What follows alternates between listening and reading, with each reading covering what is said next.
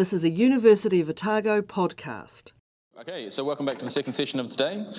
First up we have Chloe Squires and Sara Baird, who are going to be talking about bone marrow cells in culture.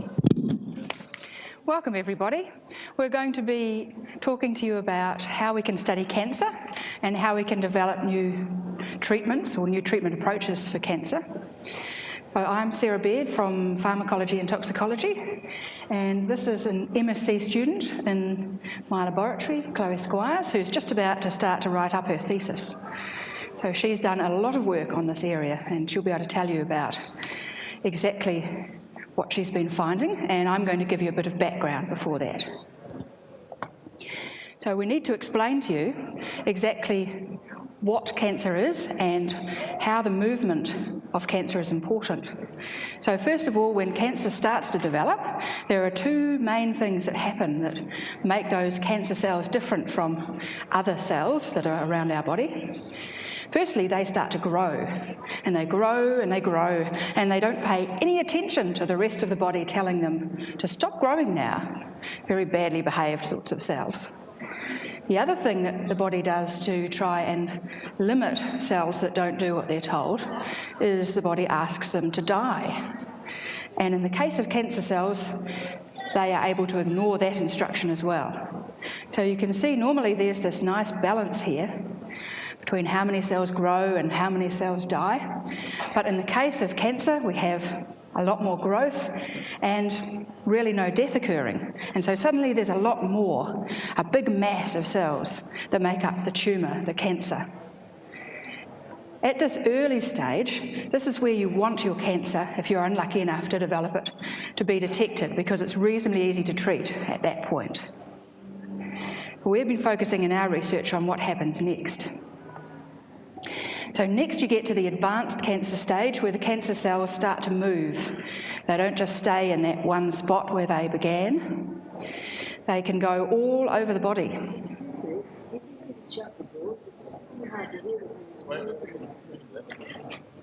Sure, we'll try that. I've come a bit closer to you, but it's still...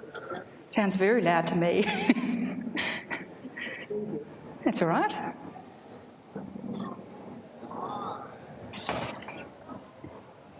Happy to talk to you afterwards as well. So you can see this scan here of this person. It's a back and a front view of someone who's got prostate cancer. And there's the prostate cancer the original part down there in the pelvis. But what's happened in this case is there are many different cancers that have spread to different parts of this person's bone.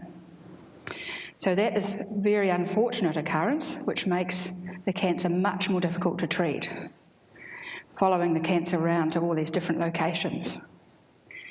In order for the cancer to do this, the cancer has to wiggle. It's a little bit like an inchworm sort of a movement. So look at this cell here. It's reached out an arm. It's reaching out as far as it can go. It grabs hold of something just in front of it, and then it has to detach its back end and move to that front bit. So it's going a bit like this, like you might expect. So we are looking, when we're doing our studies in the laboratory, at the kind of characteristics that let a cell do that. That's what Chloe will be showing you soon. Now there's one more complicating factor I need to explain to you. Those cancer cells that grow and don't die are not the only things that are in that big tumour mass, the cancer mass that can develop. There's heaps of other different cell types in there. You don't have to look at this picture in any detail, just notice that there are quite a lot of different colours in there. Many of the cells have come through these new blood vessels that have developed. So they come from the blood, lots of immune cells. Some of them are cells that are a bit like the skin, and some of them are these bone marrow stem cells that we're going to tell you about. They've come all the way from the bone marrow. Usually they are useful for healing wounds around the body, but in this case they play a bit of a different role in cancer. So the last thing I'm going to talk to you about is what we actually do in the laboratory to try and study this. We're doing lab work with cancer cells that have been taken out of people some time ago and adapted to grow in an artificial environment. And that means we can look at all the little details of what they're doing quite easily. So if you look under a microscope, this is what a cancer cell will look like. And these are our bone marrow stem cells, a little bit longer and thinner. We can make beautiful pictures as well by staining them with fluorescent colours. In this picture you can see the blue, which is where the cell's DNA is, and the green is all the rest of the cell. So normally when our cells are growing, they're in a flask, we call it, like this, which the cells need to be covered all the time by a kind of a food source, I suppose. We tend to call it media. That's what this red stuff is. So there's our flask. The cells are attached to the plastic at the bottom. And when we want to do an experiment, we put them into a well plate. That's what this is here. And I've got one here. You can come and look at it later if you want to. It's a bit like an artist's palette in a way. There's lots of little holes in there. And we can decide how many cells to put in each one and then do our experiment from that point. So now I'm going to pass over to Chloe, who will talk about what her exciting findings have been. Cool. Awesome. So the main question we have in our lab then is to find out whether these bone marrow stem cells increase the movement of the cancer cells. So to do that, we grow... Am I talking too loud? No? Okay, cool. To do that, we grow our stem cells in the flask like that, like Sara told you, and we let them grow in there and release their chemicals into the media. And it's the media that we then use on our cancer cells, because it has all the chemicals that the MSCs secrete that will affect the cancer cells. So, for this experiment, I grow my cancer cells in the dish like this. I let them grow until they've covered the whole surface, and then I scratch a line through the middle. And this creates a gap, which we can then sort of look to see how the cancer cells move into the gap. So we leave it for a day for them to be able to do this. So in the top picture here, this is cancer cells that haven't been exposed to the stem cell chemicals. And as you can see, there's not many that are moving into the gap. Whereas if you look at the cells down the bottom, you can see there's many more protruding into the gap and starting to move. So that's just the first evidence we had to show that indeed the chemicals that the bone marrow stem cells were producing were increasing the movement of our cells. So, next thing we did was use a slightly different model to look at the same concept, so the movement of the cells. As Sara said to you before, they sort of stretch out and grab on and move on, which you can see is happening with this cell here. So we used this double chamber model up here, which is in a well plate similar to this, just a little bit smaller. So in the upper chamber, we can seed our cancer cells. And then in the lower chamber, we can seed that liquid that has all the chemicals in it from the stem cells. And dividing them is this porous membrane, so it has holes in it. So this is what we're showing here. You can see that the cancer cells are able to move through the hole.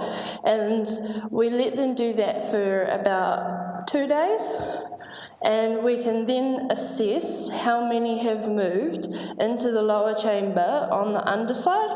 So you can see the little blue dots were there at the beginning, and then they move to the underside if they've migrated.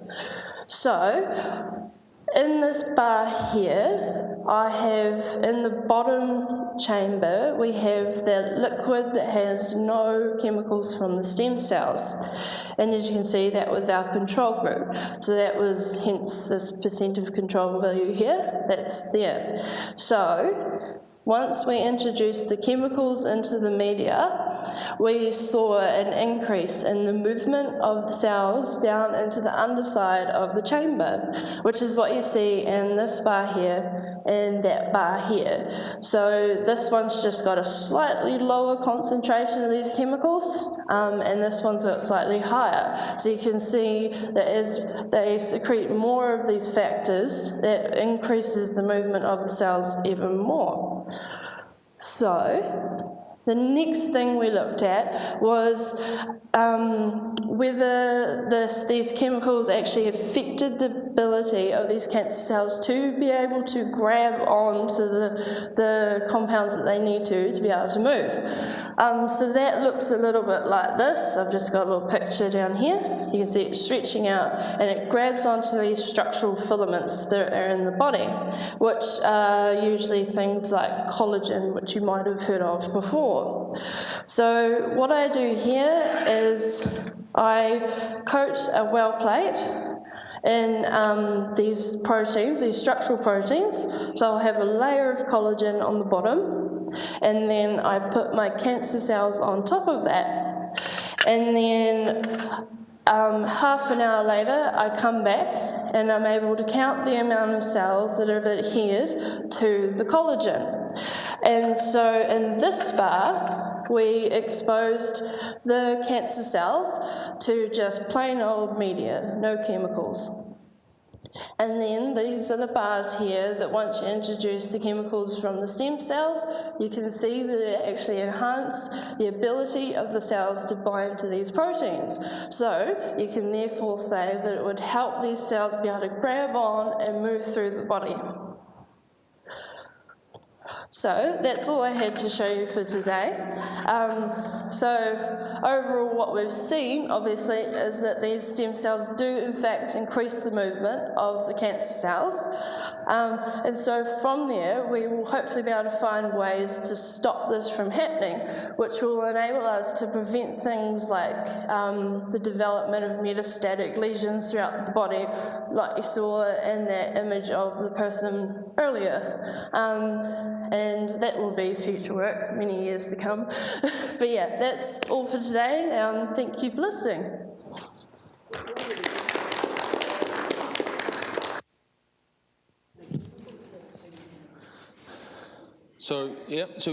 We've just finished up. So would you like to ask a question? We can give you the microphone. You can ask away. Oh, okay. I was just wondering which chemicals in pink and in red column that aid the movement of the cells.